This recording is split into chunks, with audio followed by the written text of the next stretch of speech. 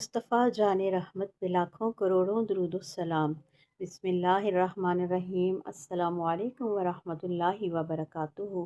اللہ تعالیٰ آپ سب کے دلوں کو قرآن کے نور سے بھر دے اور آپ کی زبان کو ہمیشہ حق اور خیر کی بات کرنے والا بنا دے، آمین ثم آمین۔ آئیے سورہ بقرہ آیت نمبر 114 کو نہایت محبت ادب کے ساتھ پڑھتے ہیں۔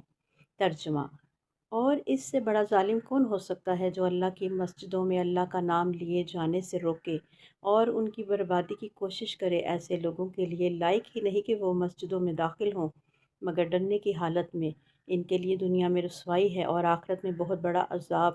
تفسیر: اللہ فرماتے ہیں کہ دنیا کے سب سے بڑے ظالم وہ لوگ ہیں جو مساجد میں عبادت روکیں، لوگوں کو نماز سے دور کریں، سنتیں مٹانے کی کوشش کریں یا دین کا راستہ تنگ کریں، مساجد کی بے حرمتی بربادی کریں۔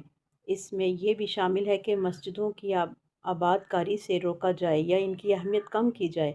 اس آیت میں اللہ تعالیٰ سخت اعلان فرما رہا ہے، ایسے لوگ اللہ کے غضب کے مستحق ہیں۔ اللہ چاہتا ہے مسجدیں آباد ہوں۔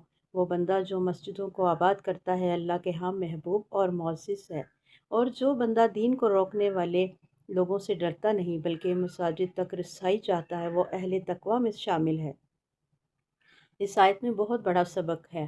اللہ کا گھر زمین پر اللہ کا نور ہے۔ مسجدیں دلوں کو زندہ کرتی ہیں۔ مسجدوں کو آباد رکھنے والا شخص اللہ کے ہاں نور والا ہوتا ہے، اور جو مسجدوں کو ویران کرتا ہے وہ اپنی زندگی بھی ویران کر لیتا ہے۔ استغفر اللہ۔ آج ہم نے یہ سبق سیکھا کہ مسجد اللہ کی رحمت کا گھر ہے۔ مسجدوں کو آباد کرنا ایمان کی نشانی ہے۔ جو مسجد لوگوں سے خالی کرے اللہ اس کے دل کو خالی کر دیتا ہے۔ مسجدوں سے محبت کرنے والوں کو قیامت میں عرش کا سایہ ملے گا۔ سبحان اللہ۔ مومن کا دل ہمیشہ مسجد سے جڑا رہتا ہے۔ آئیے دعا کرتے ہیں رب ذوالجلال سے، اے اللہ ہمارے دلوں کو اپنی مسجدوں سے ہمیشہ جڑا ہوا رکھ۔ اے اللہ ہمیں ان لوگوں میں شامل کر جو تیری مسجدوں کو آباد کرتے ہیں۔ اے اللہ ہم سب پہ اپنا خاص فضل و کرم فرما، آمین۔ اللہ پاک ہم سب کے گھروں میں مسجدوں کی روشنی جیسا نور بھر دے اور ہمارے ہر قدم کو قرآن کی برکت سے روشن کر دے، آمین یا رب العالمین۔